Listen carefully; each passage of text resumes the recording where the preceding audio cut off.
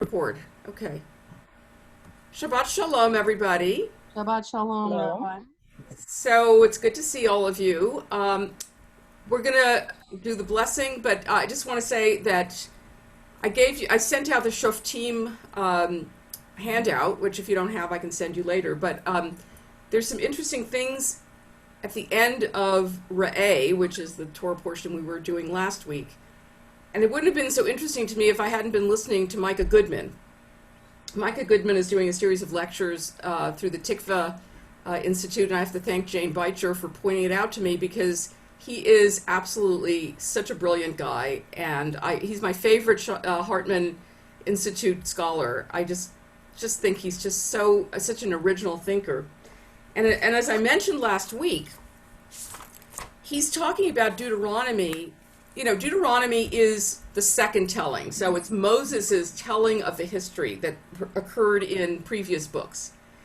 And as Micah Goodman says, it is essentially an interpretation of the previous books of the Torah and a reinterpretation of some of the laws and some of the practices and all of that. And according to Micah, what he's doing here is really, in a sense, secularizing and democratizing the whole cult.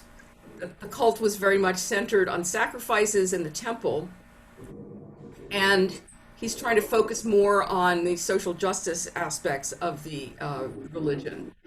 And we'll see in some of the details that we get to, we will see how he is doing that. I'm talking about Moses, not Micah, by de-emphasizing some of the sacrifices and de-emphasizing some of the details of the sacrifices. So let's just start first with the blessing for studying Torah. Let me put that on the screen. Okay, here we go. Baruch atah Adonai Eloheinu melech haolam asher kidshanu b'mitzvotav v'tzivanu la'asok b'divrei Torah. Okay, so what I'm going to do, bless you. What I'm going to do is I'm going to share the screen for Deuteronomy 15, which is where we left off.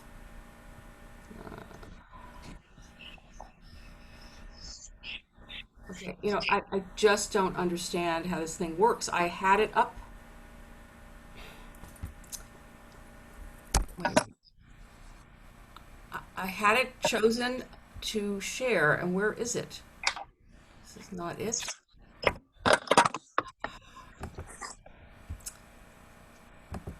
see if this makes a difference.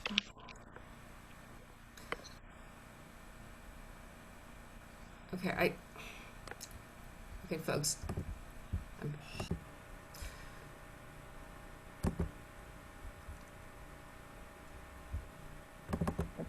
Okay, here we are. Okay, Doug, would you like to start reading at verse 19? Yeah, one moment. I'm just moving. Yeah, I had to move my screen over. All right, perfect. All the firstling males that are born of thy herd and of thy flock, thou shalt sanctify unto the Lord thy God. Thou shalt do no work with the firstling of thine ox, nor shear the firstling of thy flock. Thou shalt eat it before the Lord thy God year by year, in the place which the Lord shall choose, thou and thy household. And if there be any blemish therein, lameness or blindness, any ill blemish whatsoever, thou shalt not sacrifice it unto the Lord thy God. Thou shalt eat it within thy gates. The unclean and the clean may eat it alike, as the gazelle and as the hart. Only thou shalt not eat the blood thereof, thou shalt pour it onto the ground as water. Thank you.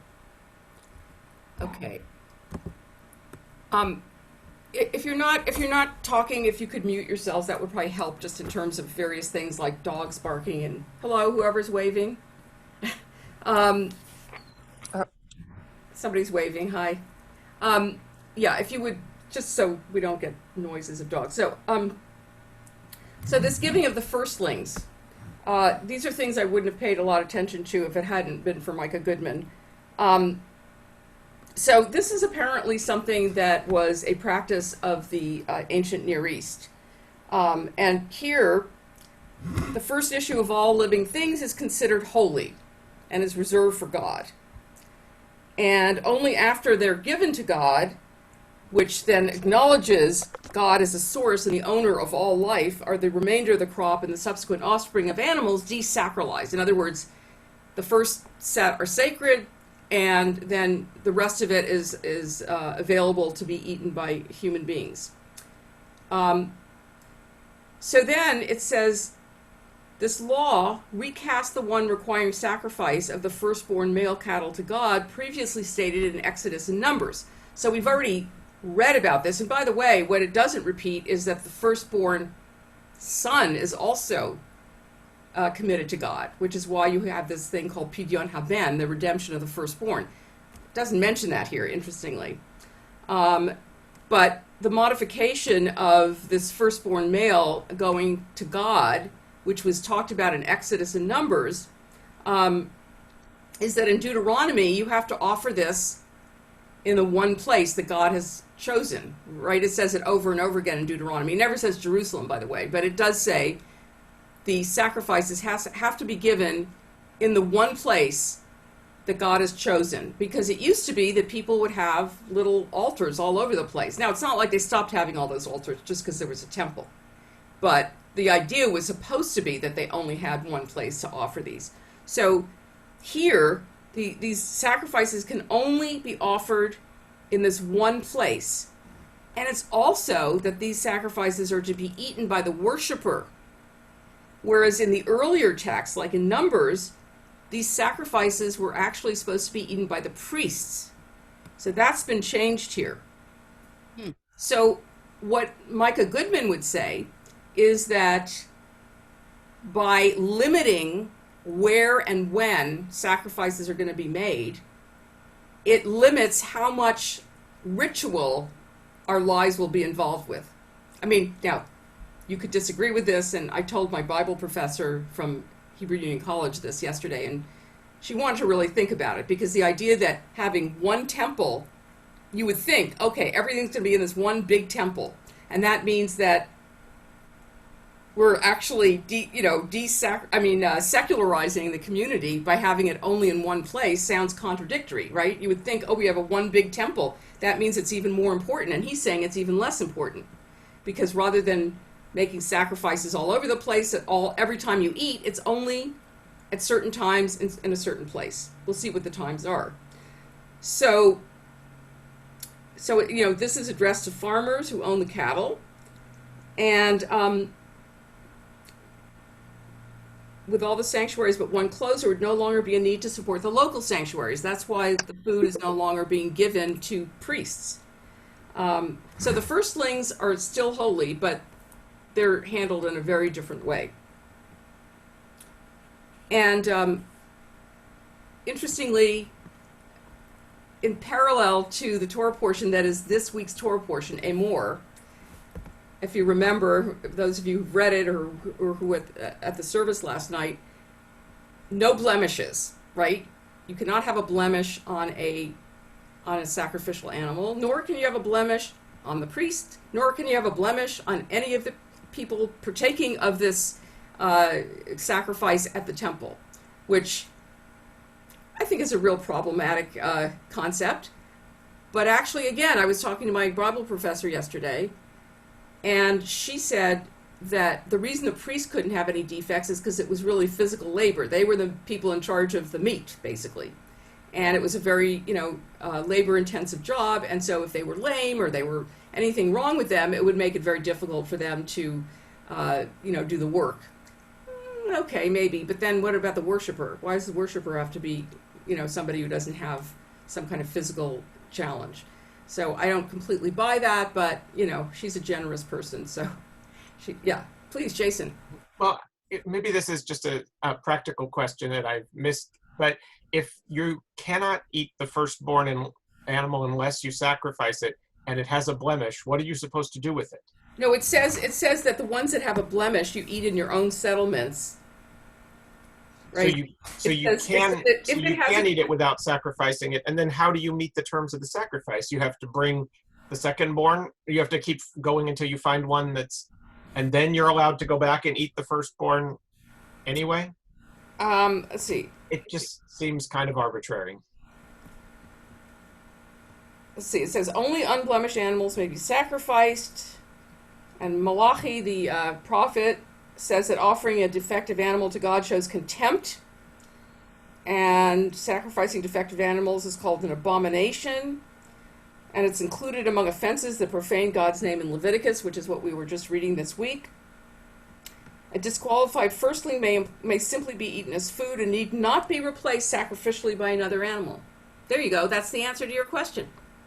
You either give the yeah, Stacey. What happens if you want to get out of the temple sacrifice and you only have one cow and you know that your whole family's going to eat from it?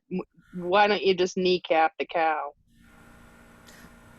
I bet you some people had that very idea.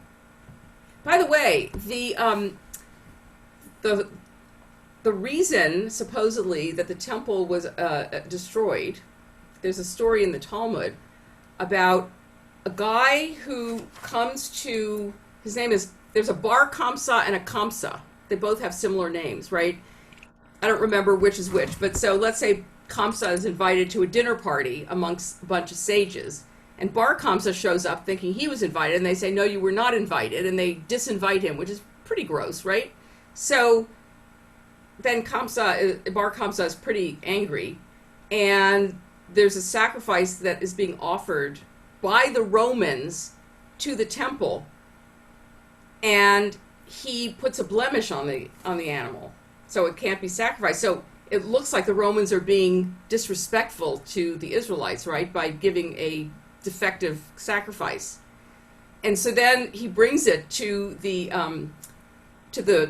leaders of the city, and they have to decide whether they're going to accept it or not. If they accept it, oh my God, we're profaning God's name. If they don't accept it, the Romans will be pissed, right? And of course, they have to, adhere to the letter of the law. And what happens? The Romans get angry, and thus the war begins against them, the siege of Jerusalem. So, yeah. So if you kneecap your cow, you can eat it, but God will probably know that you did that and be pretty angry with you. And there'll probably be a plague or something to destroy you. I don't know. Yes, Mark. Think of it this way. If you have to look for a blemish, it's not rote. You have to be purposeful. Okay. So for some reason, I don't know, because it's Saturday morning and I'm from Chicago, I think of Laverne and Shirley with the beer bottles going down the line. Think of them either taking every fifth bottle, which is sort of like not hard to do, or having to actually take a bottle that has a chip on it. Yeah. One takes a little more effort and intentionality, kavanah, whatever you want to call it. So I think sometimes we've said recently the ritual, the habit, then the belief. So we're making sure that we're not just taking that maybe a bad example, but taking that fifth beer bottle or soda bottle, just not even thinking about it, maybe with the radio on in the background, maybe not back then, but in modern times, with the radio on in the background, not really thinking about what we're doing. That's nice. That's a nice way of looking at it. Services. That's really nice. Any other comments about this so far? So this is about the sacrifices. Again, we were talking about them this week in Leviticus, but this is a different take. This is about people eating it, not about the priests. And now we're going to look again, and this is also in this week's Torah portion. It's kind of interesting, at the various festivals, because that was what Amor was telling us, that there's certain festivals that we have to observe. And again, we'll find out that we go 3 times a year to the temple to bring these sacrifices, and that's it, right? We don't do it every day. And so ritual becomes less of an all-encompassing activity. So I'm going to go back to sharing. Oh, that's not sharing. There we go. All right. All right, now I need to go to Deuteronomy, let's see, 16. Okay. Does somebody You want want me to read? Sure, please go ahead. Okay. Observe the month of Abib and keep the Passover until the Lord thy God. For in the month of Abib, the Lord thy God brought thee forth out of Egypt by night. And thou shalt sacrifice the Passover offering unto the Lord thy God of the flock and the herd in the place which the Lord shall choose to cause his name to dwell there. Thou shalt eat no leavened bread with it. 7 days shalt thou eat unleavened bread therewith, even the bread of affliction. For in haste did thou come forth out of the land of Egypt, that thou mayest remember the day when thou camest forth out of the land of Egypt all the days of thy life. And there shall be no leaven seen with thee in all the borders 7 days, neither shall any of the flesh, which then sacrificed the first day at even, remain all night until the morning. Thou mayest not sacrifice the Passover offering within any of thy gates, which the Lord thy God giveth thee. But at the place which the Lord thy God shall choose to cause his name to dwell in, there thou shalt sacrifice the Passover offering at even. Even as evening. At eve, at the going down of the sun, as the season that thou camest forth out of Egypt. Hold on, stand by. And thou shalt roast and eat it in the place which the Lord thy God shall choose, and thou shalt turn in the morning and go unto thy tents. 6 days thou shalt eat unleavened bread, and on the 7th day shall be a solemn assembly to the Lord thy God. Thou shalt do no work therein. 7 weeks shalt thou number unto thee. From the time the sickle is first put into the standing corn, shalt thou begin to number 7 weeks. Okay, And thou thanks. That's another festival, so we're gonna stop. Okay, I'm sorry. I like having the Hebrew there, but it's an awkward translation. It's very stilted. Okay, so the first holiday that we're talking about, obviously, is Passover, right? Which scholars believe is actually 2 different festivals. So the first one is about offering the lamb. And it's actually, even though people think that Pesach means Passover, it actually doesn't. It actually is the offering of the sacrifice of the lamb, the Pesach, because actually passing over is Pasach. They're close. Is that up? That like offer up? Oh, offer up. Sometimes the sacrifice is offering up. That's an olah. Olah, to go up. Allah means to go up, and olah is the sacrifice that goes up. So the Pesach, the first thing, is a festival that commemorated the flock. Okay, and then there was apparently a separate festival about eating the unleavened bread, which had to do with the barley harvest. Apparently, there was some kind of festival where, to celebrate the barley harvest, they ate these flat cakes made out of barley. Okay, and they got merged together. They're right next to each other. And also, when you did the sacrifice of the lamb, you also had to eat it with unleavened bread. So it, of course, became this historical moment of when the Israelites left Egypt, and they had to put the blood of the lamb on their doors so the angel of death wouldn't kill them, and they supposedly didn't have time to let the bread rise. So it says here, since the Feast of Pesach, the unleavened bread, commemorates the Exodus, it is known today as Zman Hiratenu, which is the time of our freedom. Although some think of it as a harvest festival, it actually falls before the harvest and does not celebrate God's bounty as do the other 2 feasts. Nor does the Bible attribute to it any connection with the harvest.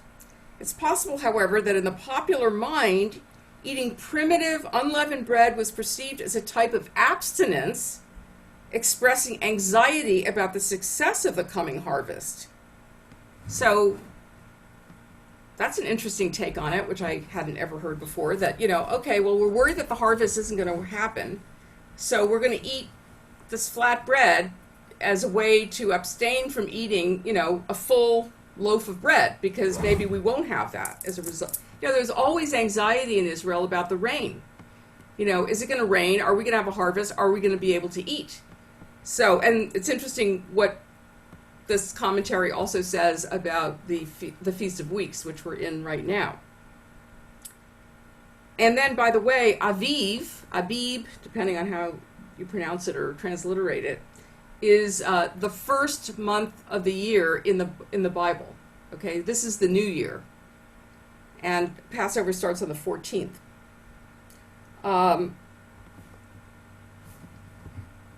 So it says Aviv or Abib is the old name or epithet of the month that falls in March and April. It means new ears of grain and refers to the fact that this month begins when immature ears of grain have begun to grow on the stalks. Elsewhere in the Torah, it is known as the first month. It's only later, when the Jews were in Babylonia, that they adopted the Babylonian calendar, where the new year begins in the fall rather than in the spring. Okay. Let's move on to, you know what, I'm going to get a different translation so it's not so hard to read. Let me go back here. Let's see.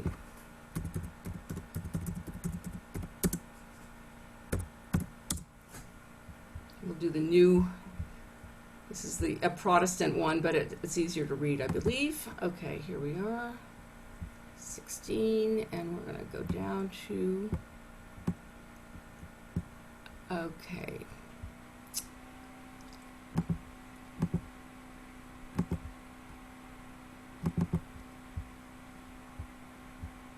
We don't need ads in here, right? Okay. Okay, went back. I had 16 up here, and now it's gone to 15. Okay. All right. So, Stacy, do you want to continue with easier English?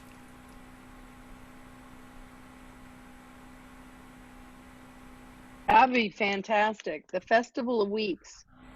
Count off 7 weeks from the time you begin to put the sickle to the standing grain. Then celebrate the Festival of Weeks to the Lord your God by giving a free will offering in proportion to the blessings the Lord your God has given you. And rejoice before the Lord your God at the place he will choose as a dwelling for his name. You, your sons and daughters, your male and female servants, the Levites in your towns, and the foreigners, the fatherless and the widows living among you. Remember that you were slaves in Egypt, and follow carefully these decrees. Thank you. Okay. It's annoying to have all those ads around there, but thus is how the internet works. Okay, so the Feast of Weeks is Shavuot, right? And we're in the middle of moving towards Shavuot right now. And here's an interesting reason for this festival. The name of the festival is derived from the fact that it is observed exactly 7 weeks after the onset of the harvest. So, you know, we wonder, why is it 7 weeks? Remember, we count 7 times 7, right? There's 7 weeks, 7 days in each week, 49 days from the second day of Passover. And we go from Passover to Shavuot. Why that number, right? Except for the fact that they like the number 7. But apparently it's 7 weeks. 7 weeks from the onset of the harvest. So, you know, they just put these, you know, ears of grain in, they're just starting to come up. And so 7 weeks later is going to be when the harvest happens. And they're counting, not so much to be spiritually ready to receive the Torah, but to make sure that they're actually going to have a harvest, right? The passage of 7 weeks is an essential aspect of the festival.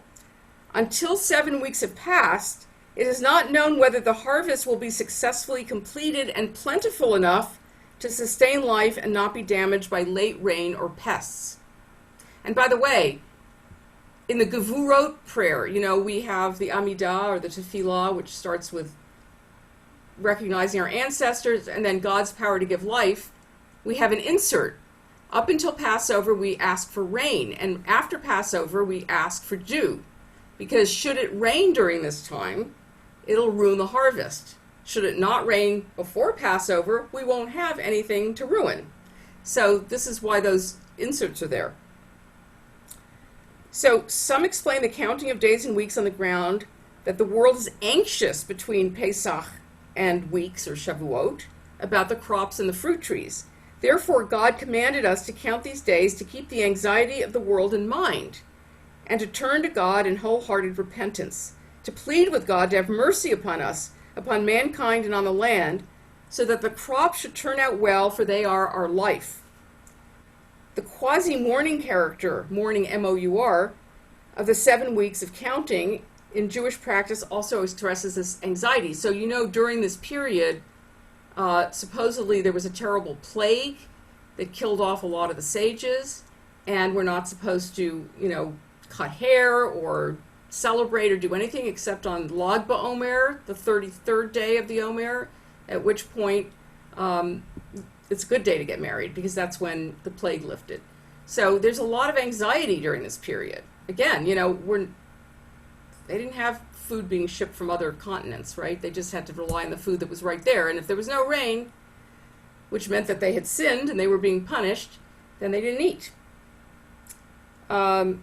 And then since the Second Temple period, this Shavuot is served to commemorate the giving of the Torah.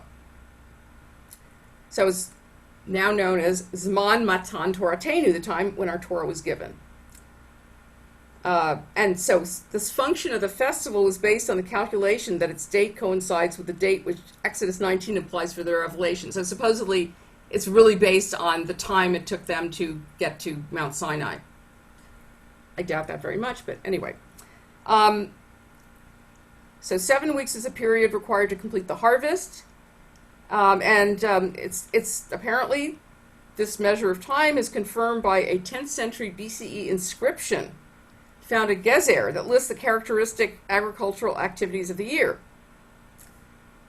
Apparently, according to this inscription, the barley harvest took place 1 month, and the harvest of wheat and measuring took place the following month. So, supposedly, this is really based on agriculture. Now, apparently, there were no fixed dates for these things originally, because harvest in different parts of the country happened at different times, different dates from year to year, right?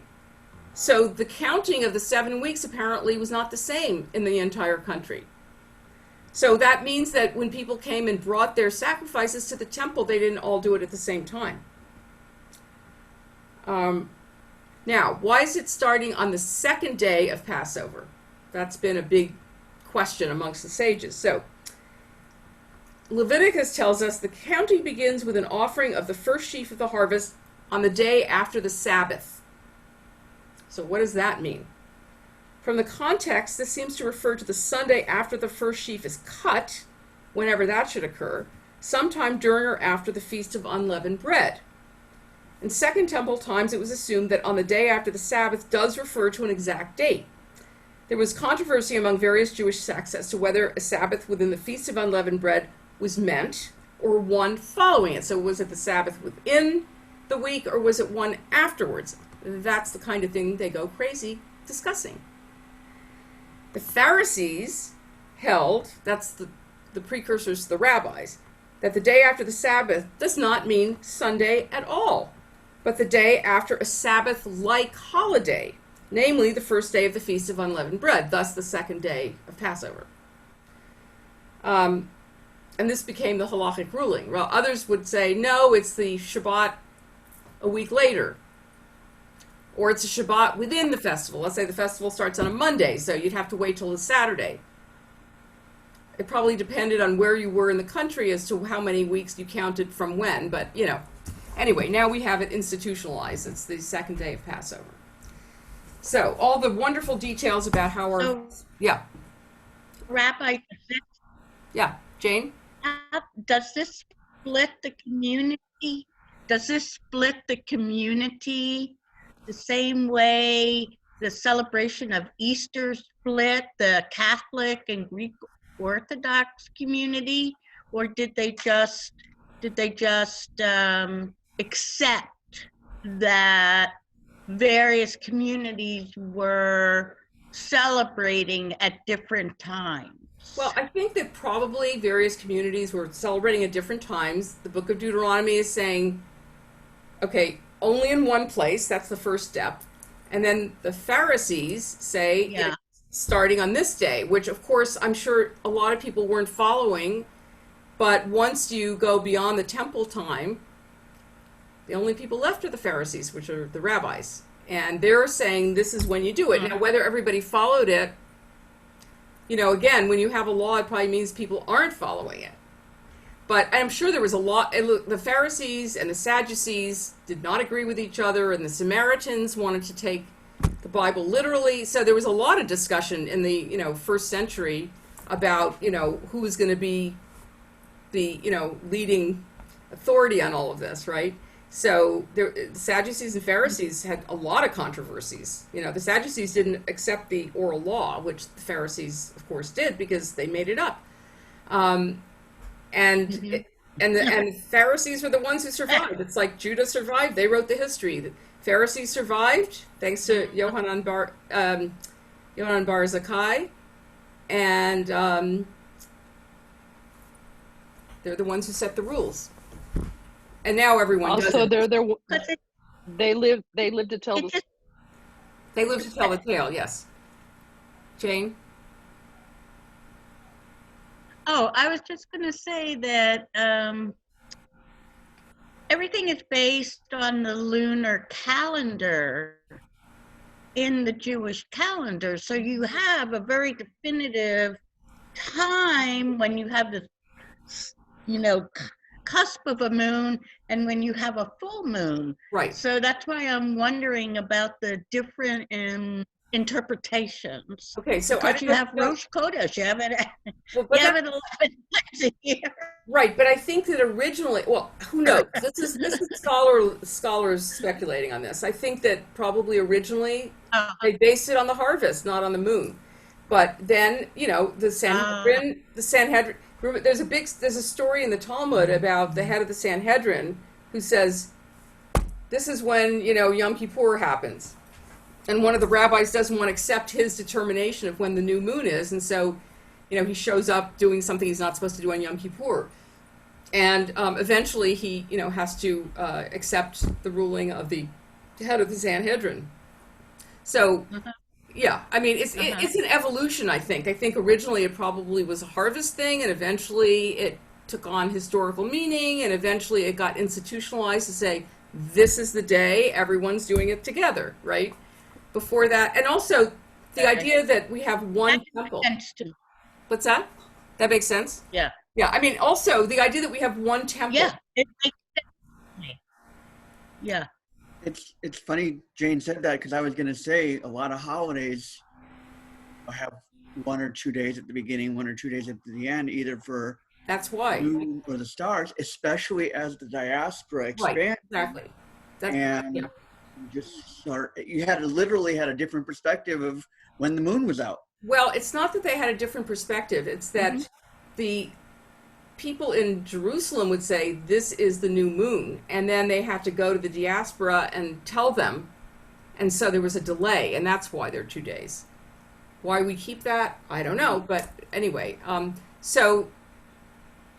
You didn't want to be early. You didn't want to be on the first day if you missed. If you had it on the second day, you were right. Yeah. So even though there's one temple eventually, that doesn't mean that people didn't still have their little altars. And that's why throughout the next several books of the Bible, the Deuteronomic history, you have constant exhortations by the prophets saying, get rid of all these altars, right? Because people kept doing what they did, right? Just because someone said there's one temple and you have to all go there on these 3 festivals, that doesn't mean everyone did it, right? And especially in a time when communication wasn't so easy. And so people are constantly being told. Do you think this is where the concept Jewish mind came in? Oh, I'm sorry. I keep busting in. Jason, go ahead. No, I couldn't completely understand what you said. Oh, I said, is this where the concept of Jewish time comes in? Oh, They always I don't know. talk about Jewish time. We're always starting late. It's a joke. Yeah, I know. I get it. Stacy, did you have something you want to say? No. Okay. All right. So we're going to go on with the next festival. What do you think the next one's going to be? What's the third agricultural festival? We had Passover, Shavuot, and Quote, Sukkot. Okay. quote. Stacy was modeling it with her arms. Okay. All right. So does someone want to? It's called this is a Christian Bible, so you've got everything labeled, which we don't do. And all these ads, which is very annoying. But can I get rid of it? Let me see. Beyond that, I got rid of it. Look at this. Okay. So, who would like to read about the Festival of Tabernacles? And then we'll be done with I this. will. Thank you. I'm reading from my book. Okay. After the ingathering from your threshing floor and your vat, you shall hold the Feast of Booths for 7 days. You shall rejoice in your festival with your son and daughter, your male and female slave, the Levite, the stranger, the fatherless, and the widow in your community. You shall hold a festival for the Lord your God 7 days in that place that the Lord will choose, where the Lord your God will bless all your crops and all your undertakings, and you shall have nothing but joy. 3 times a year, on the Feast of Unleavened Bread, on the Feast of Weeks, and on the Feast of Booths, all your males shall appear before the Lord your God in the place that he will choose. They shall not appear before the Lord empty-handed, but each with his gift according to the blessing that the Lord your God has bestowed on you. Thank you. Okay. So, this is, of course, called Zman Simchatenu, the time of our rejoicing. Like each of these festivals has a special name. And it takes place when the bounty of the harvest is manifest, and farmers have the leisure to remain at the sanctuary for all 7 days of the festival, the longest day of all 3 pilgrimages. Again, did all the farmers do this? Probably not, but we don't know. It is often called simply the feast, meaning the festival par excellence, and its sacrifices are the most numerous of all the festivals. And this is also the festival, according to Deuteronomy, when the entire nation gets together every 7th year so that the Torah can be read to them, right? So interestingly, in other parts of the Torah, when they talk about this particular festival, they talk about it in terms of all the sacrifices, and the sacrifices are listed for every single day. And as you may know, Hanukkah is Sukkot in December, which is why it lasts for 8 days, and why Rabbi Shammai argued that we should start with the 8 candles lit and go down to 1, because the sacrifices begin with many and get reduced over the course of the week. But Hillel said, no, we should light 1, then 2, then 3, etc., because you only increase holiness, you don't decrease it, and he won. But, so here, as Micah Goodman said, he does not dwell on the sacrifices. He does not go into the details in his, retelling of the history, right? He just says you have to go there with your sacrifices, but that's it. Later on in Deuteronomy, it'll tell us that this is where the Torah is going to be read and interpreted, but we are not there yet. Another 15 or so chapters. Okay, so now we're going to move on. Does somebody... Wait, let's see. Mark said contrast... I was just saying that a sanctuary that you have to go to versus a sanctuary built among the people that they carried with them. Well, yeah, of course, the tabernacle is one they took around with them. And a lot of this is supposedly written in the, about the desert period, when they had a tabernacle, but it's really about the temple. Any other comments about these festivals before we move on to Shoftim? Okay, so the next Torah portion is called Shoftim, which means judges, and we are going to begin to read that. Okay. Just a couple of verses. So does somebody want to read the first few verses here? I can read it. Okay, thank you. Appoint judges and officials for each of your tribes in every town the Lord your God is giving you, and they shall judge the people fairly. Do not pervert justice or show partiality. Do not accept a bribe, for a bribe blinds the eye of the wise and twists the words of the innocent. Follow justice and justice alone, so that you may live and possess the land the Lord your God is giving you. Thank you. Okay, we're going to go into that. I just want to point out that right after that it says, do not set up any wooden Asherah pole beside the altar you build to the Lord your God, and do not erect a sacred stone, for these the Lord your God hates. I mean, as soon as it says there's going to be one place that you're going to do all your sacrifices, it reminds you not to have all these little local altars, because people kept having them anyway. Okay, so I'm going to share with you the handout. And this is the verses that we were just reading. Rabbi, Yes. Randy, there still seems to be an element of not Survivor. What's that program where they put out the torch, where we're still trying to appease this divine being? And I realize that it's always the comparison of the other religions, and so we have to do this. But there appears to me to be an underlying make sure that we're on this God's good side, so that we do have plentiful crops and there's enough rain. And I just wonder how much mythology might have crept in during the process to solidify what eventually became our Torah. Just a thought. Well, I think that definitely, whoever wrote this, was influenced by the local customs, and it was transformed into this idea that there's one God rather than many. But yeah, I think a lot of the idea of appeasing God, I mean, in Noah, it says that, Noah offered an offering, a burnt offering that the smell was pleasing to God. This idea that these sacrifices are for God. What does God need our sacrifices for, right? So yeah, and I mean, I think people still sometimes operate this way, I mean, how many people say, oh, if you would only, spare my life in this, I'll promise to always do whatever, like God is sitting there worrying about your little life. So yeah, absolutely. Okay, so let's see. Let's go back to...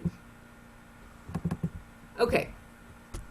So the medieval scholar Rashi comments that officials must appoint judges who are expert and righteous to give judgment.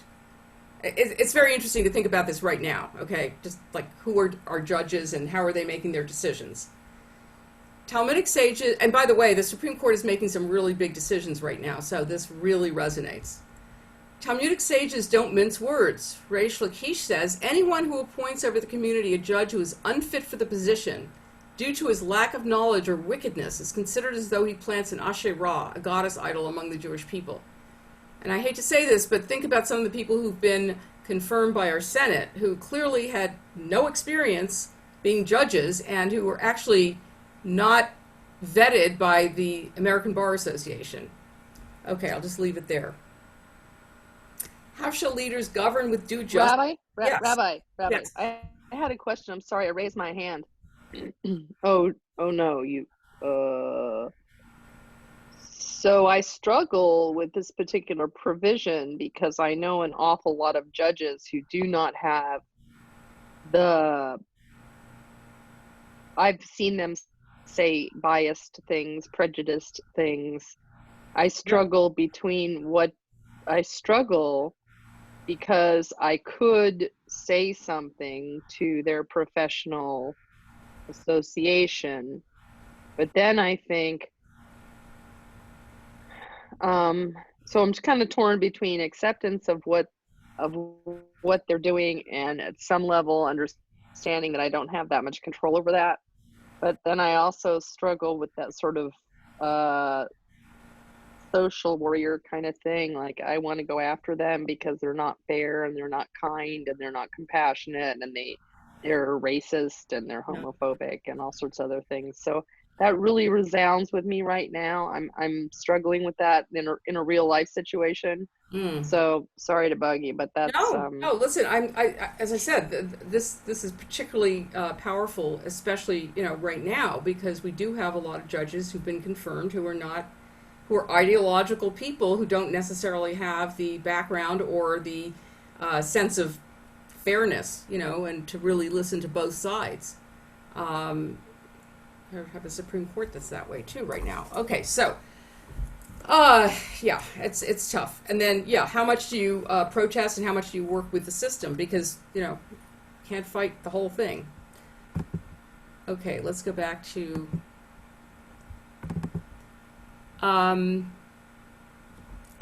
okay, how shall leaders govern with due justice? The Talmudic story explains, when the verse states, and that's after what we read, justice, justice shall you follow, one mention of justice is stated with, this is actually an answer to you, Stacy. One mention of justice is stated with regard to judgment, and one is stated with regard to compromise. How so? Where there are two boats traveling on the river and they encounter each other. If both of them attempt to pass, both of them will sink, as the river is not wide enough for both to pass. If they pass one after the other, both of them pass. And similarly, where there are two camels who are ascending, where there's a narrow, steep path and they encounter each other, if both of them attempt to ascend, both of them fall. If they ascend one after the other, both of them ascend. Due justice requires that we widen the path, allowing for respect for each individual. Of course, sometimes you have to compromise and accept reality. But anyway, when one group knocks the other over, all of us suffer. Our society is damaged by perverted justice. It comes down to real lives, especially women's lives. She's actually talking about the right to abortion, but I took that stuff out because I wanted the general. She mentions it here, but I didn't want to go into a lot of detail about it. Judicial appointments that are designed to bring about an ideologically based outcome negating a woman's right to choose will lead to devastating outcomes. The call to justice demands that our legislators and judges be selected based on their character, knowledge, experience, and wisdom. Does anybody want to talk about that, or should we go on? Just for a minute. I think this goes back to Jethro, who told Moses the same thing, but for a partially different reason. Moses was taking it all on his head, so to speak. And Jethro not only said choose leaders, which leaves it open, but he said choose qualified leaders that bring respect on you and the community. Yeah, I'll tell you, having a justice system that is not just not only reflects badly on, whatever's going on in the courtroom, but it certainly reflects badly on the entire country. I think at this point we're kind of the laughingstock of the world. But anyway, Chris, go ahead. Does that apply also to elected officials like the Board of Supervisors? It should. And to Stacy's point, similarly, should we recall our Board of Supervisors in Riverside? Well, before you came on, we were discussing their decision to get rid of masks, and we're not too happy about it. You could try. You'd have to recall all of them, pretty much. But I'm just saying there's so much that seems out of kilter and doesn't fit in with this and challenges our understanding of Torah and how we should act. So where does one put their energy? Where does one, how does one deal with all of it? Because it's so pervasive. So if you think about what happened locally here in Riverside, our city council was similar to the Board of Supervisors for a very long time in terms of their, I don't think they were quite as conservative, but they were not exactly progressive. And people organized. And at the last election, they got 4 new, young, diverse, progressive people on the city council. So, you know, people do have an impact, especially locally these days. So, you know, that's what one has to do in the Board of Supervisors situation. People need to organize. You know, if you get out the vote of people who normally don't vote, you might very well get a different supervisor. Karen Spiegel is a supervisor in my area, and I am so tempted to find a candidate or even run as a candidate because she's just been useless as all get out. There's been, you know, there've been other people challenging the people who are on, but they weren't successful. You know, but if you get, for example, I believe they got the Latino vote out for the city council election. And so now we have some Latinos on the council. You know, we used to have 1 out of 7, and we actually have some women on there now. We had none before. So, you know, it is possible if you organize and, you know, fight back. Unfortunately, money is also a problem because, you know, it takes a lot of money to run. And so a lot of times people represent the interests of the money people who gave them their campaign finances. Mark, yes, what were you going to say? You know, we moved here 5 years ago, and if you would have told me the city council would look like it does now, I would have thought you were crazy. So I think, you know, I tend to be fairly active in the community. For some reason, I was thinking or hoping there'd be a little more philosophical diversity on the county board. I think now maybe I'm idealistic, but now that people know the lack of philosophical diversity, the lack of, I mean, my way or the highway to the extreme. Yeah, the vote was 5-0. Well, not only that, the way that some of us, I think, were interacted with at the meeting or in correspondence, whether you're for or against, well, that's a whole other story. But maybe now that people have no excuse not but to know, even if you were in favor of this measure, the amount of time and the resources that went into and the back and forth and the rhetoric that was involved, and the fact that the county board didn't enforce the measure at people who showed up at the county meeting weakens our trust in government. Well, and not only that, but it unfairly it's an unfair democratic process, because what it does is it gives only voice to the people who who supported the measure or whatever, the openers, because they're the only ones dumb enough to go stand in a big room among each other and breathe all over each other. We, who are the intelligent ones, do not want to go there, and therefore we don't get listened to. I argue that is a fundamentally undemocratic thing they did, probably a violation of the Brown Act, and I told anybody who wanted to, I would use you as a plaintiff. So, you know, by the way, how many people didn't vote in the last presidential election? Something like 19 million people? So, you know, if you don't care... There are 330 million people in the United States of America. There are about 120 million registered voters. Of those registered voters, 17% voted for Trump. No, I'm talking about who didn't vote. People who did not. That's half of them. Half of the registered voters. Okay, so what I'm saying is that if people don't get involved, this is what happens. You know? Okay, so let's go back to our commentary here. Okay, so this is, does somebody want to read this, or, I mean, it's got some, I'll read it because it's got Sefer HaChinuch. Okay, the next one someone will read.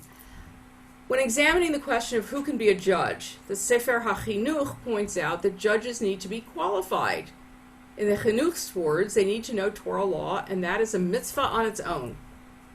The root of this mitzvah is obvious to all. The Sefer HaChinuch could not imagine a community which would accept that unqualified people are set up as judges. So again, could not imagine a community who would accept this. Well, we've accepted it, right? The unqualified judges who've been selected to serve us.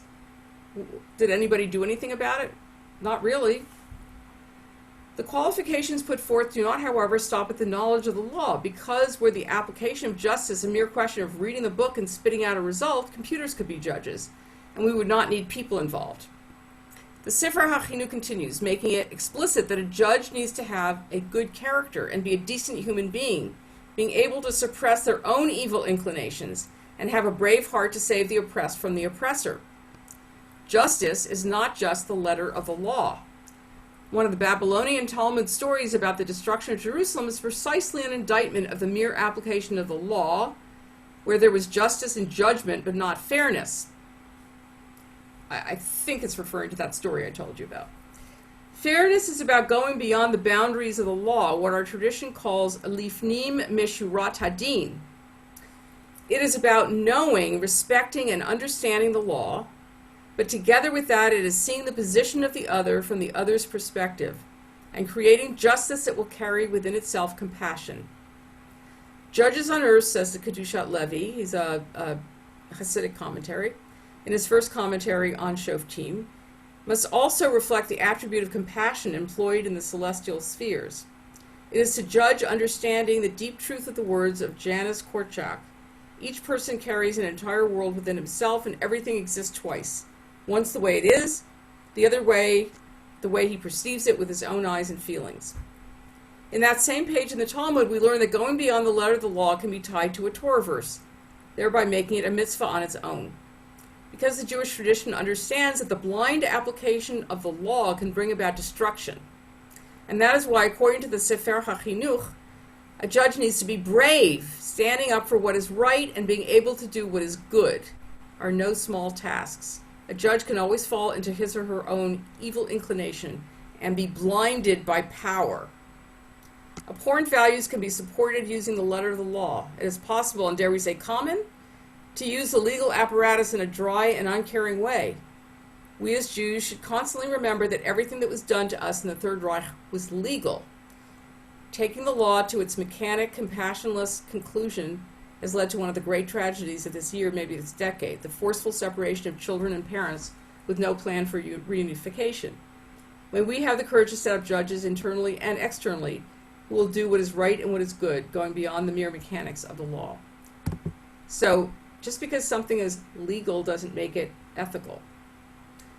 So, separation of women and children, whatever it is, Jim Crow laws, the Third Reich laws, all of these things were legal. Depends on who's writing the laws and for what purpose. And, I don't know, even like the 3 strikes and you're out, right? Those laws, they're legal. You've stolen something 3 times, now you're in prison for 25 years. Okay, that's legal, but is that right? So, it's a little tricky. It's a little bit of a slippery slope, because once you start saying, well, this law is being, if I apply it exactly the way it should be applied, I'm not really doing real justice, but, you can also go the other way, right?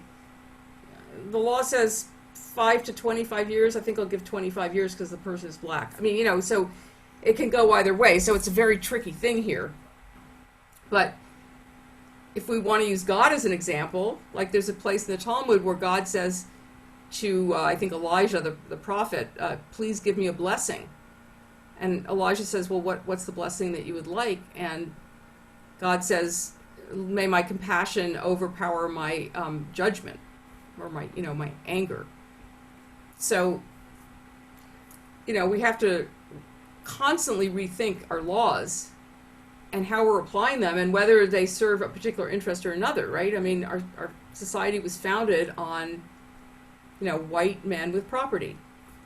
Those were the people who had the rights and the privileges. And then we started evolving and saying, well, maybe people of color should have some rights, and maybe some women should have some rights, So it's got to be a constant reevaluation.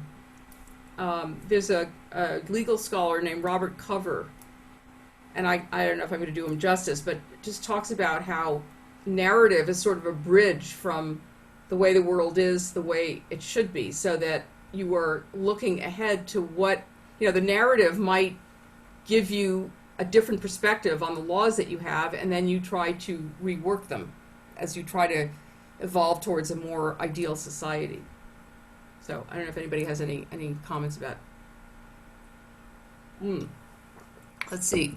Jason says it doesn't help that the local press has been decimated and hardly anyone scrutinized their work carefully. That's true.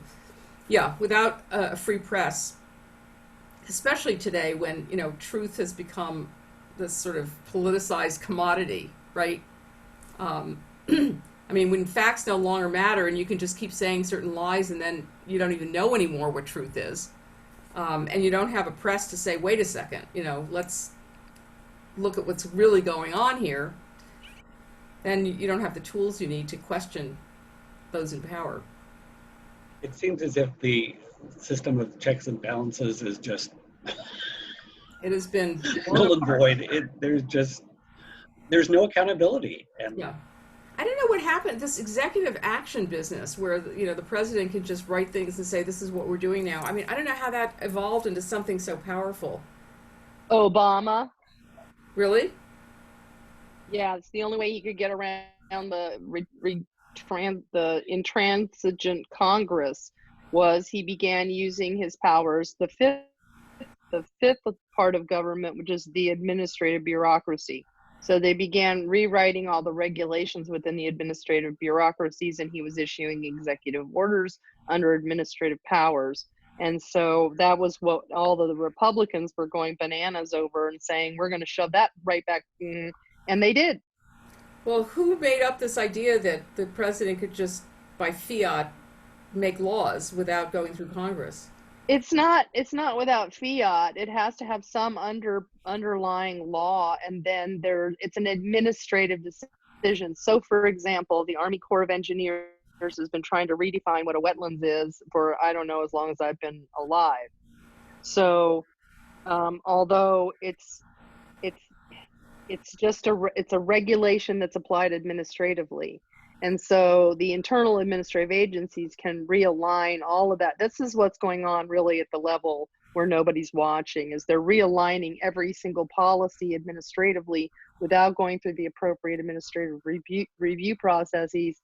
And then the both between the actual underlying law that's been adopted by Congress and plus the administrative regulations that implement it through the administrator, the president has the power to adjust those administrative decisions pretty fundamentally, and they're big decisions. I mean, Obama did a lot of huge administrative or executive orders. I think we have to go all the way back to the Vietnam War and the Tonkin Gulf Resolution, which was just manipulated by Johnson. But during that period, you had an enormous expansion of presidential powers, and there's no oversight because we're in a war, which turns out to be a very unjust war. But this is, what Trump is doing is I totally agree with Stacy. Obama had to do it because McConnell said, I'll never let you pass one piece of legislation in this Congress, but they're really building upon the expansion of presidential power. Both Lyndon Johnson and Nixon did it. So there's a huge base there.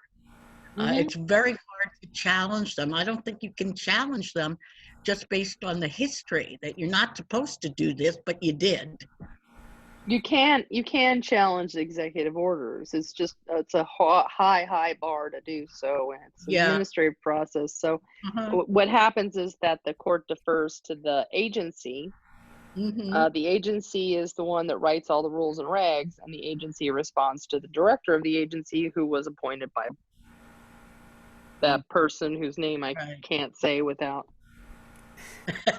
Okay, any other comments before we read the last piece, which is kind of long, but he's kind of a smart guy, so I tried to cut it down, but it's still pretty long. I think, there were... Can't hear you. I think nationally that... Oh. Yeah, there you are. Mark? He froze. Having internet trouble again. Yeah. I'm having connection trouble. Well, maybe turn off your video and then we'll be able to hear you. Yes. Not your microphone, your video. Okay, now unmute yourself. I think nationally, nationally, it came down to weakening the War Powers Act, and then building on what people said about Johnson and Nixon, the Bush Jr. administration acted like they had the line item veto with a signing statement. Well, Yeah, that's I will right. only follow what I want to follow. right. That was the other thing, right? But yeah, it's complicated. But I mean, one thing that they don't talk about in these commentaries is the role of citizens, because really and truly, we've been derelict in our duty to monitor these things. And now with the pandemic, and that's the only thing MSNBC and CNN can talk about. I don't know about Fox because I don't watch it. I mean, a lot of things are going on that are sort of under the radar. And, I mean, obviously a lot of people are concerned about the pandemic for various reasons of health and finance, but, still in all, we need to be more vigilant as a people. The environmental stuff they're doing is Yeah. absolutely horrendous. Right. All right, let's read this last piece. Doug, you want to read it? Absolutely. All right. So, hold on, just moving this part of the screen over. There we go. You should not take bribes, for bribes blind the eyes of the wise and corrupt the words of the righteous. This is not the first time we've heard this concern. A similar injunction against bribery appears back in Exodus with nearly identical wording. And yet here the Torah repeats itself, taking pains to make sure that this is the first thing a new judge hears. Why is the Torah so worried about judges taking bribes? What reason do we have to believe that this will be so common? One of the great luminaries of the word of Musar was Rabbi Nosson Tzvi Finkel, the altar elder of Slobodka, or in Or Hatzifon, he devotes a discourse to the dangers of bribery, but it quickly becomes clear he's talking about something much broader than judicial corruption. Okay, Musar is something that Jason is an expert on, but it's basically a development of your character, of your moral qualities. So that's what that's about. I took out a lot of the explanation of who he is because, as I said, this is a long commentary. And this is what he says. The defect of bribery and bias is not one of those mysterious commandments whose reason the Torah did not reveal. The reason for this defect is explicit in the Torah. For bribery blinds the eyes of the wise and corrupts the words of the righteous. And in the Talmud, it says, what is the reason for the prohibition of bribery?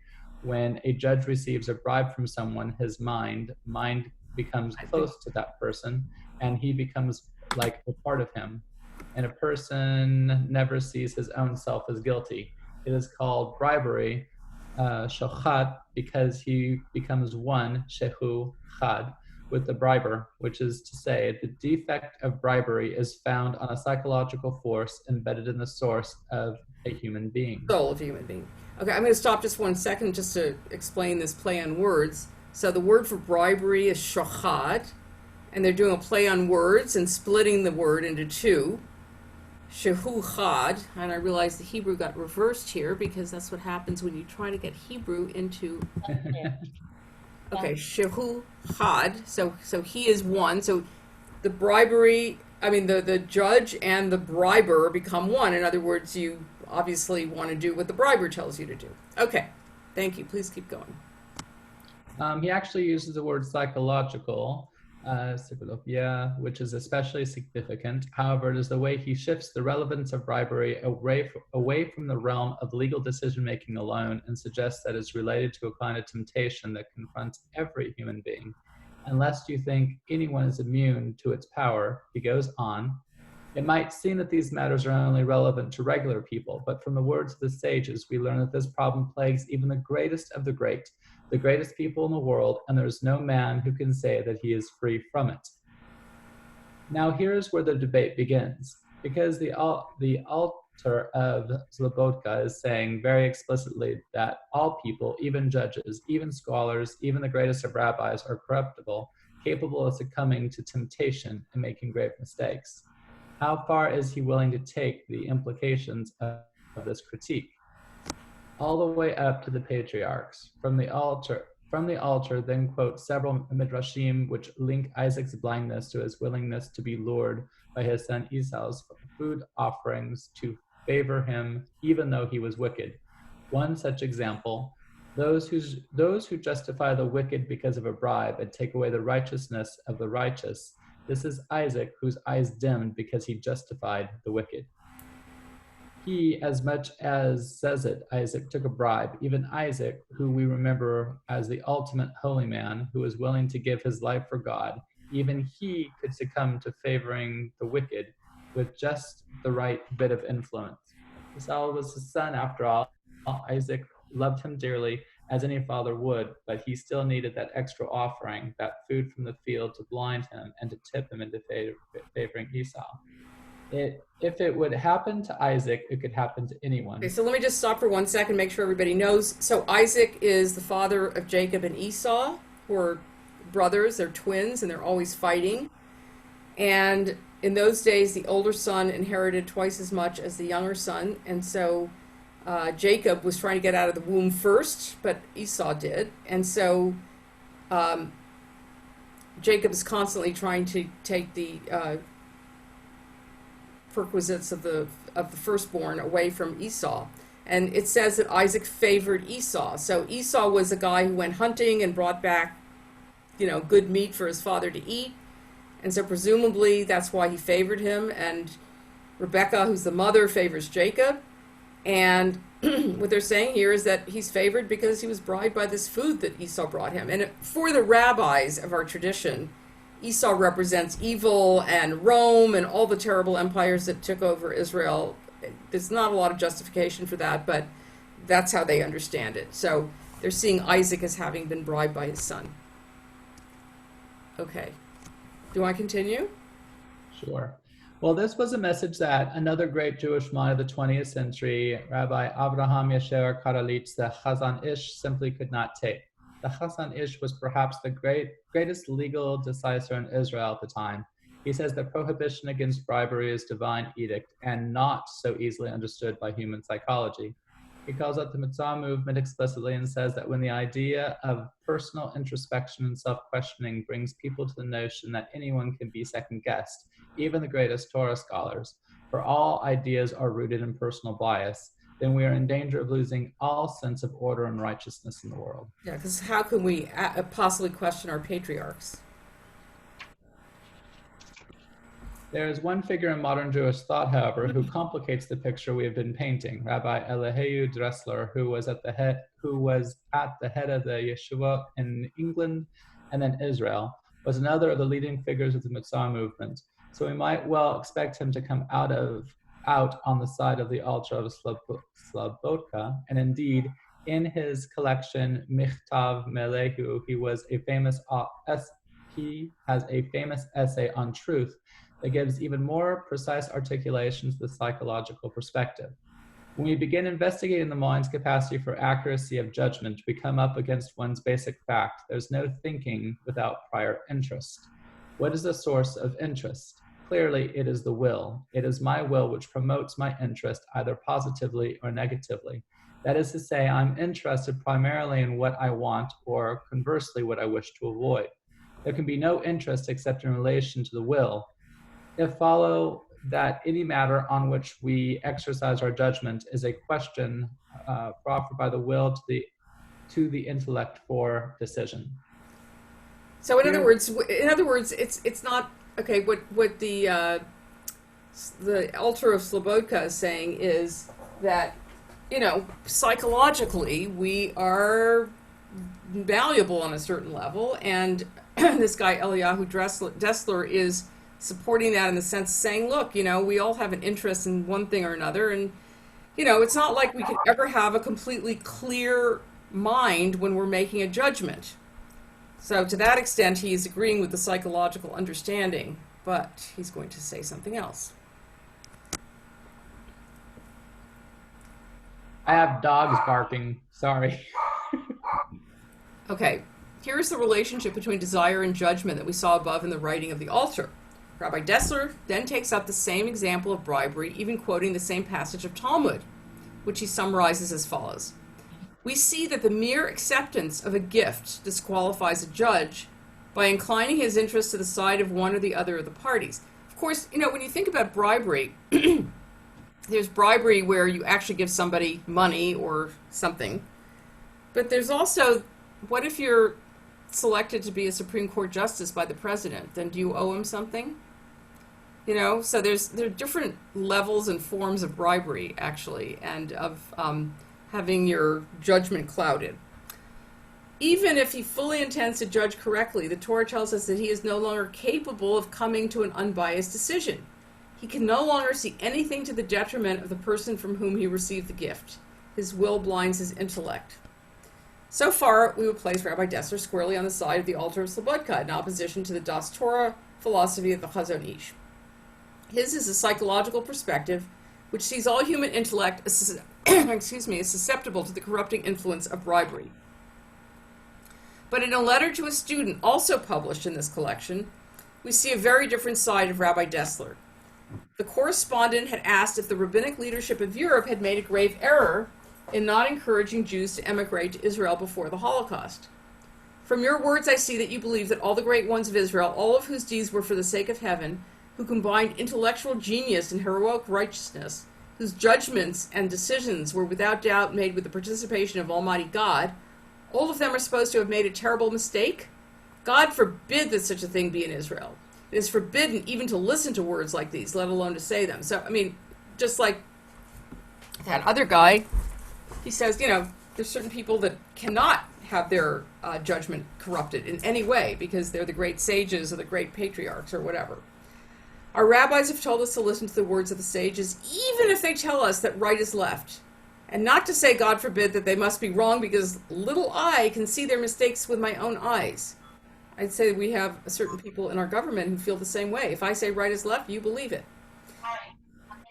My seeing is null and void and utterly valueless compared with the clarity of their intellect and the divine aid they receive. Could you mute yourself, whoever is talking, please? To question the motivations of our judges, he suggests, is a great heresy. The only judgment we should be suspicious of is our own. Here is the strongest articulation of faith in the infallibility of the sages since the Chazon Ish. And indeed, Rabbi Dessler is known along with the Chazon Ish as the other great proponent of the Das Torah concept. Das Torah is the people who are so knowledgeable in Torah that they can't be questioned.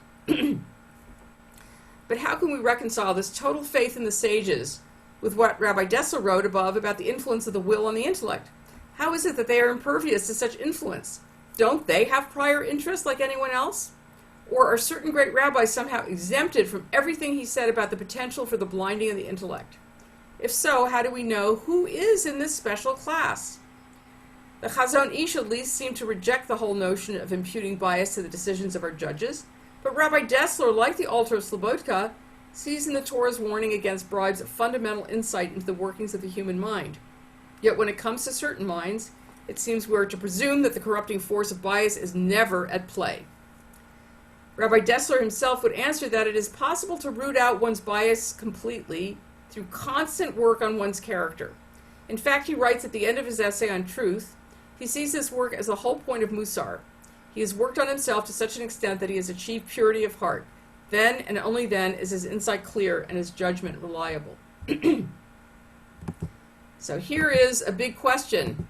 Are there people out there who can, we can ask this to Jason if he's still, is Jason still there? Oh, there he is, yeah. We can ask Jason, do you think you could do so much Musar that you get to the point where you have a perfectly clear judgment? No, I don't think anybody ever gets to that point. I mean, I'm reminded of the old line from the Marx Brothers movie where he says, who are you going to believe, me or your own eyes? I mean, it's just, it's ludicrous to ever encourage anyone to have no faith in their own judgment and to accept blindly anyone else's, that somehow someone else has reached a level where they are beyond criticism, because that would impair us from the ability to think critically about what's before us. And I mean, we can certainly always gather a group of people together and debate the wisdom of someone's decision, but to take anything blindly is, to me, not in the spirit that we're taught, certainly. I mean, I certainly don't think anyone can be unbiased. I mean, you know, even if you're not bribed and you're not a political appointee or whatever, I mean, you're coming from a particular place and you have certain beliefs. Yes, Mark? we saw a couple things this week that I think are quite relevant. The Supreme Court decided that the people involved in the New Jersey Bridgegate case shouldn't be guilty. They didn't say that they didn't perform the action. A unanimous court redefined why the action was right. They said no one personally gained. Briefly, to me, the misallocation of resources, or if you had an ambulance response, someone lost. And I think in California, you can't go to court unless there's a loss. So my concern was, I know there's no other way to do it, but by the nature of judges being government employees, does that not make it easier for them to identify with other government employees? I mean, the other thing was, you have a person in Mike Flynn that admitted guilt. If you or I admitted guilt, there would be a plea agreement or there would be a sentencing hearing and we'd be behind bars. Yes. Well, you know, the thing about... Whether you agree with him, whether you like him and the president or not, there's two systems of justice. The Justice Department was calling the FBI wrong. They're the same department. Well, what does that do for our system of justice going forward? Right. I'm not going to justify what the DOJ did, but the fact is the FBI made some stupid missteps, which opened up the possibility of their doing this, which I don't agree with what they did. But in the case of Bridgegate, I was shocked that it was unanimous, but okay. Anyway, what they said, I think, was it was an abuse of power, but it was not, they did not violate the law under which they were being prosecuted, which means that, once again, we're talking about something being legal or not, period. It's a very narrow way of understanding the law. And then I wonder, well, why didn't the prosecutors prosecute them under the proper law? You know, whatever. But, you know, it goes back to this issue of, you know, is something legal or not? And is that enough to just base something on the legality? You know, it's like people getting off on technicalities. You know, there's this technical problem with how you did this, so therefore you're off the hook. Well, I mean, it's almost like the people this week read what we're reading now. A cynic would say maybe the FBI did things by cutting corners so that there would be an out later on,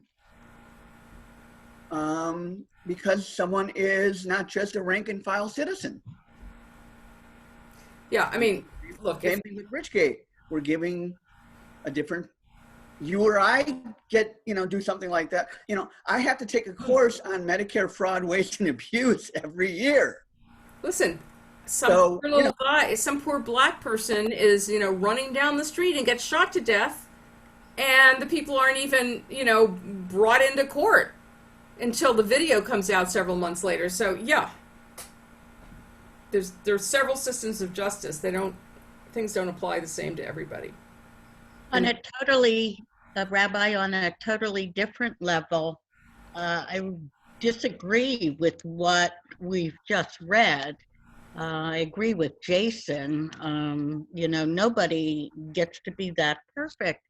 But I would ask not only Rabbi Dessler, and I would also ask the Chazon Ish, why do we read Torah over and over and over again?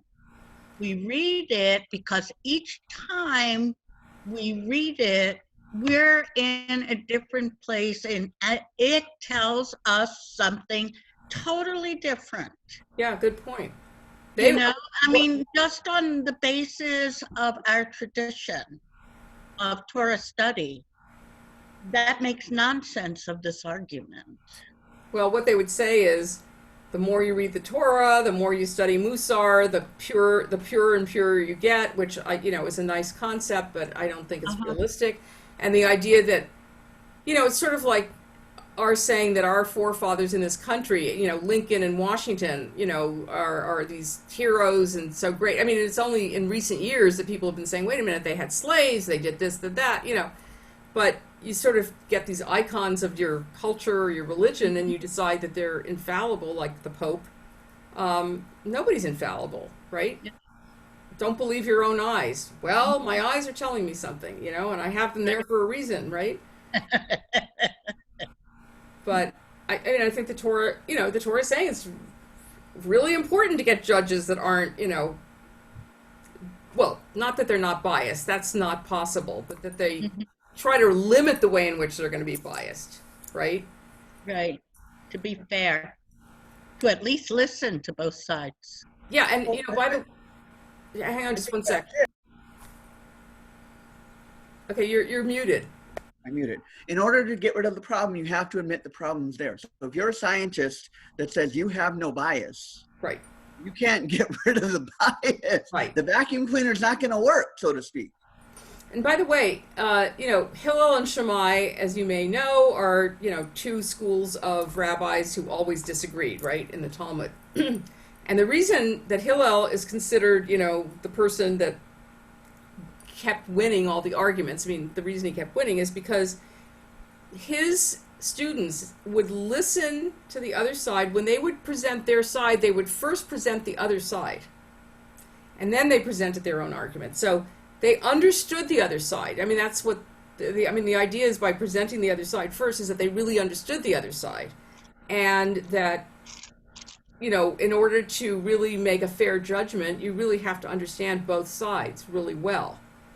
And then hopefully make a decision that is as fair as possible, given the fact that we're human beings, I mean, God's not infallible either in the Torah, right? I mean, God makes mistakes. God keeps wanting to kill everybody, right? Has to be talked out of it by Moses or by one prophet or the other. So, and then God asked for that blessing, which, again, is our perspective on God, right? I mean, Maimonides would say God is perfect, so forget this. But, we don't necessarily see that. Mark? I would argue that's one reason we keep reading. If we had a story about perfect people, and for lack of a better phrase, saintly people, I don't know if I'd want to read year after year. Right. And, unfortunately, a lot of times the rabbis do try to, like, for example, okay, Abraham lies, right? When he says that his wife is his sister, right? I mean, he says to her, please say you're my sister. He doesn't say, well, since you are my sister, let's go that way. Anyway, so the rabbi said, well, actually, he wasn't lying because Abraham couldn't lie, right? He's the infallible patriarch. So actually, they had the same father but different mothers, so they were really half brother and sister. And they do this constantly to try to justify some of the people. Other rabbis will criticize, but, why is it okay to discriminate against Esau while he was evil? Well, what did Esau ever do to anybody, really? So this guy who says these guys are infallible is not the only one, right? We'd like to believe that there are some people out there we can emulate. Okay, well, thank you all very much for all your wonderful comments. And we're going to... Does someone want to say something? I would say thank you. Oh, you're very welcome. And so if anybody wants to join us in a half an hour, we're doing brunch with the rabbi. We're going to talk about completely different things. So please feel free to join, and see you next week. Thank you.